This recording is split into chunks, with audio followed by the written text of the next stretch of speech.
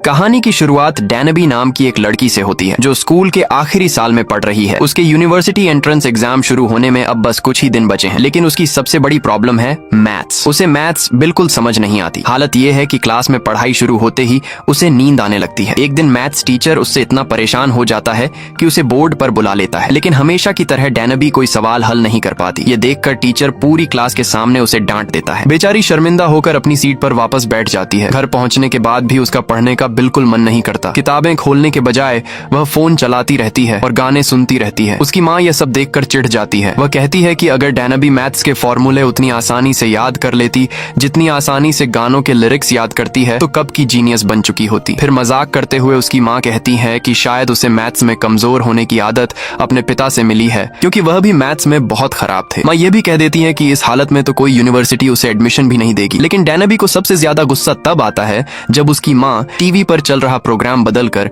अपना पसंदीदा ऐतिहासिक ड्रामा लगा देती है। परेशान होकर डैनबी वहां से उठती है और अपनी सबसे अच्छी दोस्त के घर चली जाती है। वहां उसकी दोस्त उसे फिर याद दिलाती है कि यह कॉलेज में दाखिले का उसका आखिरी मौका है। अगर इस बार भी वह फेल हो गई तो उसके पास आगे कुछ नहीं बचेगा। अगली सुबह डैनबी देर से उठती है। जैसे ही उसे समय का पता चलता है वह घबरा कर घर से बाहर भागती है, क्योंकि उसके बड़े एग्जाम का दिन आ चुका होता है। उसकी माँ उसे जाते हुए हिम्मत देती है और कहती है कि पूरी कोशिश करना ताकि किसी अच्छे कॉलेज में एडमिशन मिल सके। डैनबी पहले से ही घबराई हुई होती है, खासकर मैथ्स के पेपर को लेकर। वह बस में बैठकर आखिरी समय तक पढ़ाई करने की कोशिश करती है और फिर एग्जाम सेंटर पहुंच जाती है। बस से उतरते ही वह तेजी से दौड़ने लगती है, लेकिन जल्दीबाजी में अपना छाता वहीं भूल जाती है। जैसे जैसे वह एग्जाम बिल्डिंग के करीब पहुंचती है उसके मन में डर बढ़ने लगता है। उसे महसूस होता है कि वह तैयार नहीं है। उसके दिमाग में बार बार यही बात घूमने लगती है कि शायद वह फेल हो जाएगी। डर इतना बढ़ जाता है कि वह एग्जाम देने के बजाय भाग जाने के बारे में सोचने लगती है। वह बारिश में भीगते हुए एक जगह बैठ जाती है। उसका दिल पूरी तरह टूट चुका होता है और वह मन ही मन चाहती है कि काश वह कहीं गायब हो जाए। उसी समय उसकी नजर सामने बने एक छोटे से पानी के गड्ढे पर पड़ती है। वह उसके करीब जाती है और तभी कुछ बेहद अजीब होता है। वह देखती है कि आसपास कुछ लोग अजीब तरह के पुराने कपड़े पहने खड़े हैं और बारिश के लिए प्रार्थना कर रहे हैं। वे कह रहे होते हैं कि पिछले 3 सालों से बारिश नहीं हुई है और सूखे की वजह से लोग मर रहे हैं। डैनबी कुछ समझ पाती उससे पहले ही वह अचानक उस पानी के गड्ढे में गिर जाती है। उसे लगता है कि वह डूब रही है, लेकिन अगले ही पल वह उसी जगह बाहर निकल आती है। फर्क बस इतना होता है कि अब वह किसी दूसरी दुनिया में पहुंच चुकी होती है। वह पूरी तरह हैरान रह जाती है। आसपास खड़े लोगों से पूछती है कि क्या किसी हिस्टोरिकल ड्रामा की शूटिंग चल रही है। उसी समय वहां मौजूद राजा उसकी अजीब हरकतें देखकर डर जाता है और चिल्लाकर पूछता है कि क्या वह कोई दानव है। घबराकर डैनबी जवाब देती है, नहीं, मैं तो बस एक हाई स्कूल स्टूडेंट हूँ। लेकिन उसकी बात वहां मौजूद लोगों को किसी जादुई मंत्र जैसी लगती है। इससे वे और ज्यादा डर जाते हैं। कुछ ही सेकंड में सैनिक तलवारें लेकर उसे चारों तरफ से घेर लेते हैं। जब डैनबी को समझ आता है कि ये तलवारें नकली नहीं बल्कि असली हैं, तो वह बुरी तरह घबरा जाती है। खुद को बचाने के लिए वह तुरंत बोल पड़ती है, मुझे पता है मैं यहाँ क्यों आई हूँ, भगवान कृपया बारिश भेज दीजिए। उसकी बात सुनकर वहाँ मौजूद लोग भी उसी वाक्य को प्रार्थना की तरह दोहराने लगते हैं। लेकिन जैसे ही सब लोग सिर उठाते हैं डैनबी वहाँ से गायब हो चुकी होती है। असल में वह मौका मिलते ही वहाँ से भाग गई थी। भागते भागते वह एक ऐसी जगह पहुँचती है जहाँ पूजा पाठ और रस्मों में इस्तेमाल होने वाले कपड़े रखे होते हैं। वह उनमें से एक कपड़ा पहनकर खुद को मंदिर के पुजारियों जैसा बना लेती है और चुपके से राजा की एक मीटिंग में पहुंच जाती है। मीटिंग के दौरान राजा सबको बताता है कि अब समय आ गया है कि लोग अंधविश्वास छोड़कर विज्ञान और गणित का सहारा लें ताकि राज्य की परेशानियों का हल निकाला जा सके। लेकिन मुख्य पुजारी तुरंत इसका विरोध करता है। उसका कहना होता है कि यह सब खतरनाक बातें हैं। वह दावा करता है कि गणित भी एक तरह का भ्रम है और इंसान समीकरणों से प्रकृति को नहीं समझ सकता। फिर वह कहता है कि सूखे की असली वजह यह है कि स्वर्ग राजा से नाराज है। उसके अनुसार बारिश तभी होगी जब राजा और रानी एक खास धार्मिक रस्म पूरी करेंगे। इधर मौका मिलते ही डैनबी मीटिंग से चुपचाप निकल जाती है और अपना फोन ढूंढने लगती है, लेकिन उसकी किस्मत खराब होती है और वह दोबारा पकड़ ली जाती है। अब वह राजा के आने का इंतजार कर रही होती है। इसी दौरान उसके मन में एक आइडिया आता है। वह सोचती है कि अगर किसी तरह बारिश शुरू हो जाए तो शायद वह इस अजीब दुनिया से निकलकर वापस अपने घर जा सके। लेकिन तभी राजा उसे एक ऐसी बात बताता है जिसे सुनकर डैनबी के होश उड़ जाते हैं। राजा कहता है कि उनके राज्य में पिछले 3 साल से एक बूंद बारिश नहीं हुई है। फिर वह साफ कह देता है कि उसे डैनबी बिल्कुल पसंद नहीं है और उसे तुरंत मौत की सजा दे देनी चाहिए। यह सुनते ही डैनबी बुरी तरह घबरा जाती है। वह जल्दी जल्दी बोलने लगती है, रुकिए, मैं सच में भविष्य से आई हूँ, मैं गलती से यहाँ पहुँच गई हूँ। वह उन्हें समझाने की कोशिश करती है कि उसे इतिहास की बहुत सारी बातें पता है, लेकिन उसकी बात का किसी पर कोई असर नहीं पड़ता। तब वह तुरंत एक और बात जोड़ देती है। वह कहती है कि उसे मैथ्स भी बहुत अच्छी तरह आती है। यह सुनकर राजा की दिलचस्पी बढ़ जाती है। वह उसकी सजा कुछ समय के लिए रोक देता है और कहता है है कि अगर वह सच बोल रही है तो उसे साबित करना होगा। राजा उसके सामने पाइथागोरस थ्योरम का एक सवाल रख देता है। शुरुआत में डैनबी को कुछ समझ नहीं आता। वह कहती है कि उसे तो लिखा हुआ भी समझ नहीं आ रहा, लेकिन जैसे ही वह ध्यान से देखती है उसे पता चलता है कि यह तो वही पाइथागोरस वाला सवाल है जिसे वह जानती है। फिर वह बिना ज्यादा समय लगाए सवाल हल कर देती है। राजा यह देखकर हैरान रह जाता है। वह बताता है कि उसके राज्य के विद्वानों को ऐसा सवाल हल करने में 3 दिन लग जाते हैं, लेकिन डैनबी ने उसे कुछ ही मिनटों में कर दिया। उस दिन के बाद से सभी लोग डैनबी को गोसाम नाम के एक पुरुष विद्वान की तरह देखने लगते हैं। फिर राजा उसे एक खास काम देता है। वह कहता है कि उसे पूरे राज्य में लोगों को गणित सिखानी होगी। अगर वह इस मिशन में सफल हो गई तो उसे अपने घर वापस जाने की इजाजत मिल जाएगी, लेकिन सबसे पहला स्टूडेंट खुद राजा ही बनता है। डैनबी तब और ज्यादा हैरान रह जाती है जब उसे पता चलता है कि राजा को गिनती तक ठीक से नहीं आती। फिर वह बहुत धैर्य से उसे सबसे आसान चीजों से पढ़ाना शुरू करती है। पहले नंबर, फिर जोड़ घटाव और उसके बाद गुणा तक सब कुछ सिखाती है। समय बीतता है और दोनों एक बड़े गणित मुकाबले की तैयारी करने लगते हैं। यह मुकाबला पड़ोसी शहर के एक विद्वान के साथ होना होता है। अगर डैनबी हार गई तो उसे सजा मिलेगी। पढ़ाई के दौरान वह राजा को खूब डांटती भी है। कई बार जब वह बार बार गलती करता है तो गुस्से में उसे हल्का सा मार भी देती है। यह देखकर सैनिक तुरंत अंदर दौड़ आते हैं। उन्हें लगता है कि किसी ने राजा पर हाथ उठा दिया है। वे डैनबी को मारने ही वाले होते हैं, लेकिन राजा उन्हें रोक देता है और खुद हंसने लगता है। दूसरी तरफ जब भी रानी वहां आने वाली होती है, दोनों अपने सारे मैथ्स के कागज छिपा देते हैं और ऐसा दिखाते हैं जैसे वे संगीत की प्रैक्टिस कर रहे हों। एक दिन राजा देखता है कि डैनबी ठीक से खाना नहीं खा रही। वह उसे अपने साथ खाने के लिए बुलाता है, लेकिन डैनबी को वहां का खाना बिल्कुल पसंद नहीं आता। वह सीधे उसे रसोई में ले जाती है। अपने बैग में मौजूद कुछ चीजों का इस्तेमाल करके वह इंस्टेंट नूडल्स बना देती है। राजा पहली बार ऐसा खाना खाता है और उसे बहुत स्वाद आता है। हालांकि नूडल्स काफी तीखे होते हैं। डैनबी उसे पानी पीने को कहती है, लेकिन राजा मना कर देता है। वह कहता है कि उसे यह तीखापन अच्छा लग रहा है। अगली सुबह पूरे महल में उसकी चीखें सुनाई देती हैं। डैनबी दौड़कर उसके पास पहुंचती है और जो नजारा देखती है उसे देखकर हंस पड़ती है। राजा ने अपने कान पर एक ताबीज बांध रखा होता है। उसे लगता है कि डैनबी ने उस पर कोई जादू कर दिया है। डैनबी आंखें घुमाते हुए कहती है, अरे महाराज, वो सिर्फ नूडल्स थे, कोई काला जादू नहीं। फिर वह समझाती है कि तीखी मिर्च की वजह से उसका पेट खराब हो गया है। राजा उसकी बात सुनकर पूछता है, पेट क्या होता है? यह सुनकर डैनबी बैठ जाती है और उसे इंसान के शरीर के बारे में समझाने लगती है। वह उसे बताती है कि पेट क्या होता है, आंतें क्या होती हैं और दिल कैसे काम करता है। फिर वह कहती है कि अपना हाथ सीने पर रखो, तुम्हें दिल की धड़कन महसूस होगी। लेकिन राजा कहता है कि उसे कुछ महसूस नहीं हो रहा। इस पर डैनबी मुस्कुराती है और कहती है, कोई बात नहीं, एक दिन जब तुम्हें किसी से प्यार होगा तब खुद महसूस कर लोगे। राजा उसकी बातें सुनकर और भी ज्यादा प्रभावित हो जाता है। अब वह उसे सिर्फ एक अजीब लड़की नहीं बल्कि बेहद बुद्धिमान विद्वान मानने लगता है। इसीलिए वह उससे कहता है कि अब सिर्फ उसे ही नहीं बल्कि पूरे राज दरबार के विद्वानों को पढ़ाया जाए, और सिर्फ गणित नहीं बल्कि विज्ञान, खेती और दूसरी कई जरूरी चीजें भी। उस रात राजा उसे एक संतरा देता है। डैनबी बिना किसी औपचारिकता के बस थैंक यू बोल देती है, लेकिन यह सुनकर राजा नाराज हो जाता है। वह कहता है, तुम तो बिल्कुल जोसियन के लोगों जैसी नहीं हो। तुम्हें इस फल को कम से कम 3 दिन तक संभाल कर रखना चाहिए था। तुम इसकी कीमत ही नहीं समझती। डैनबी हंसते हुए जवाब देती है, अरे ये सिर्फ एक संतरा है, इतना ड्रामा मत करो। कुछ समय बाद दोनों महल के आंगन में गेंद खेलते हैं। डैनबी पहली बार राजा को खुलकर दौड़ने पर मजबूर कर देती है। अगले दिन राजा अपनी होने वाली दुल्हन के साथ बैठा होता है। वह उसे बताता है कि उसी रात उसके सूप में एक खास प्रेम औषधि मिलाई जाएगी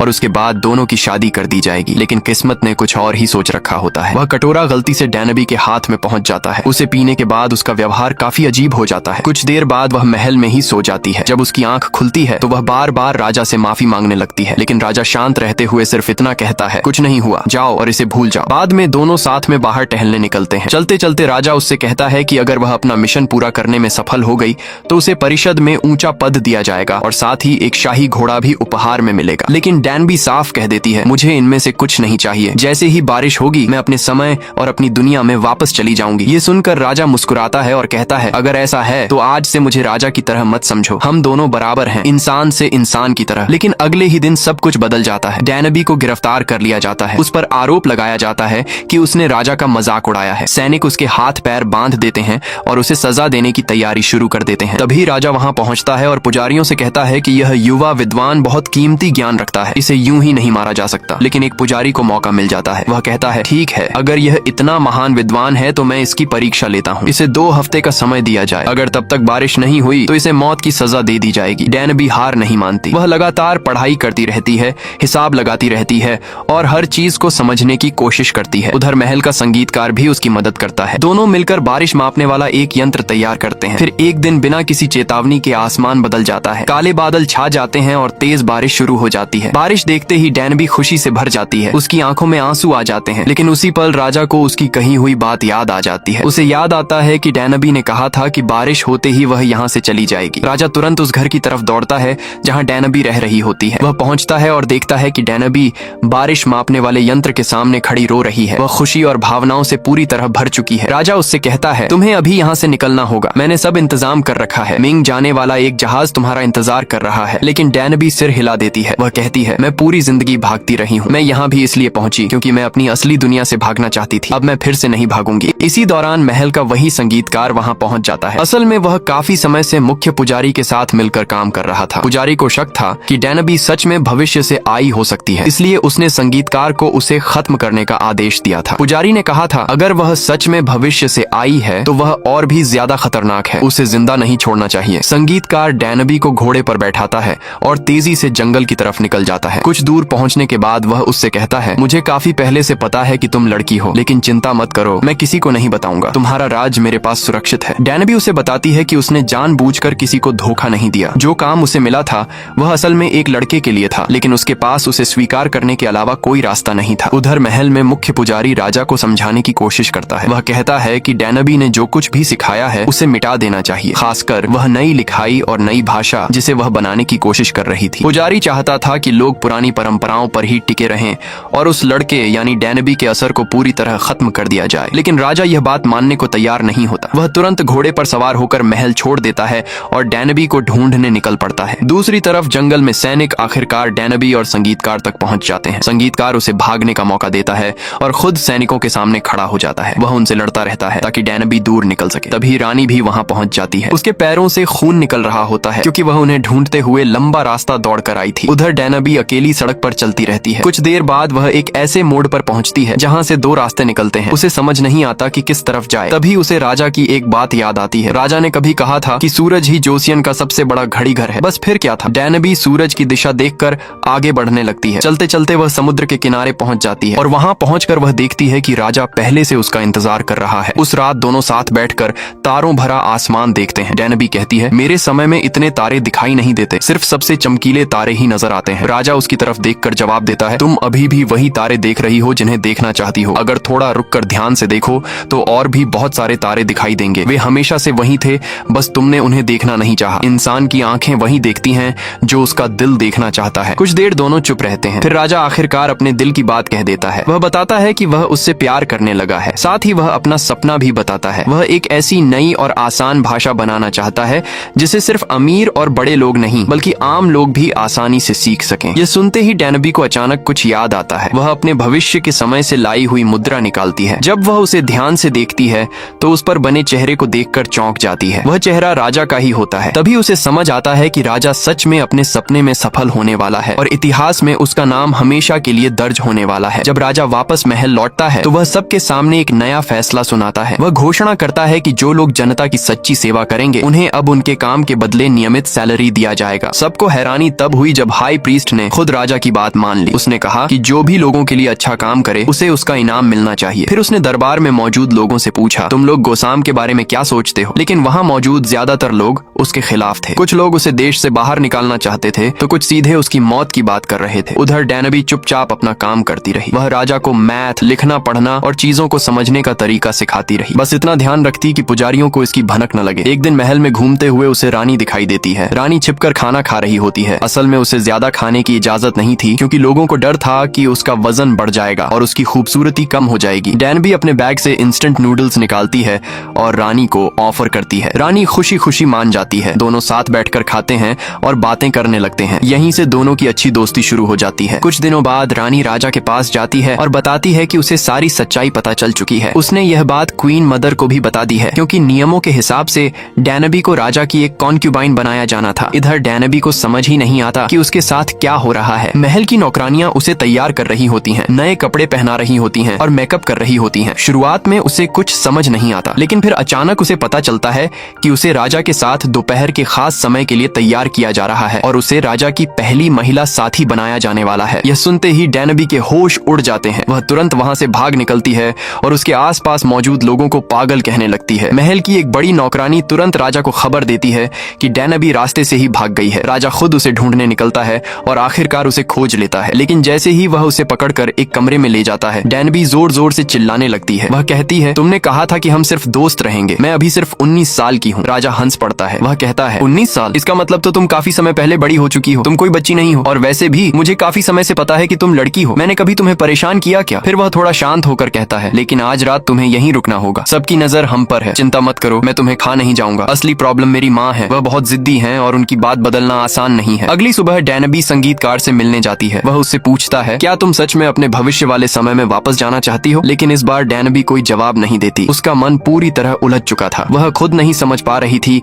कि आखिर वह क्या चाहती है। वह चुपचाप वहाँ से चली जाती है और अकेले बैठ जाती है। कुछ देर बाद रानी उसके पास आती है और बताती है कि कोई उससे मिलना चाहता है। डैनबी महल के अंदर पहुंचती है और सामने जिस महिला को देखती है उसे देखकर उसकी आंखें भर आती हैं। वह क्वीन मदर होती हैं। सबसे हैरानी वाली बात यह थी कि उनका चेहरा बिल्कुल उसकी असली माँ जैसा था। उन्हें देखते ही डैनबी खुद पर काबू नहीं रख पाती और रोने लगती है। वह इतना रोती है कि वहाँ मौजूद कोई भी समझ नहीं पाता कि आखिर ऐसा क्या हुआ है। उस रात डैनबी को जोसान का नया एस्ट्रोनॉमिकल सिस्टम दिखाया जाता है, जिसे बनाने में उसने खुद मदद की थी। इस सिस्टम की मदद से अब लोग सही तरीके से दिन और महीनों का हिसाब रख पाएंगे। इसके बाद राजा उसे अपनी एक और खास चीज दिखाने ले जाता है। उसने 28 अक्षरों वाला एक नया अल्फाबेट तैयार किया था। उसका सपना था कि पढ़ना लिखना सिर्फ बड़े लोगों और स्कॉलर्स तक सीमित न रहे, बल्कि आम लोग भी आसानी से सीख सकें। दोनों महल के बड़े हॉल के बीच पहुंचते हैं। राजा डैनबी से वहां रखी खास कुर्सी पर बैठने को कहता है। फिर वह अपने हाथों से शाही हेयर पिन उसके सिर पर लगाता है। यह शादी का प्रतीक था। इसके बाद वह उससे कहता है कि वह हमेशा उसके साथ यहीं रहे। यह सुनकर डैनबी की आंखों से आंसू निकल आते हैं। वह कहती है, मैं ऐसा नहीं कर सकती। मैंने खुद से वादा किया था कि बारिश आने के बाद मैं वापस चली जाऊंगी। मेरी माँ मेरा इंतजार कर रही है और उन्हें मुझ पर भरोसा है। राजा धीरे से जवाब देता है, तो जाओ, अपनी माँ से मिलकर वापस आ जाना, फिर हम यहीं साथ रहेंगे। लेकिन डैनबी फिर भी मना कर देती है। इस बार राजा अपना धैर्य खो देता है। वह गुस्से में कहता है, ठीक है, तुम सही कहती हो, तुम्हारा भविष्य इस जगह से बेहतर है। यहाँ सिर्फ बीमारियां, मुश्किलें और परेशानियां हैं। जो करना है करो। इतना कहकर वह दुखी मन से वहाँ से चला जाता है। डैनबी अकेली वहीं खड़ी रह जाती है। लेकिन तभी किसी ने पीछे से उसके सिर पर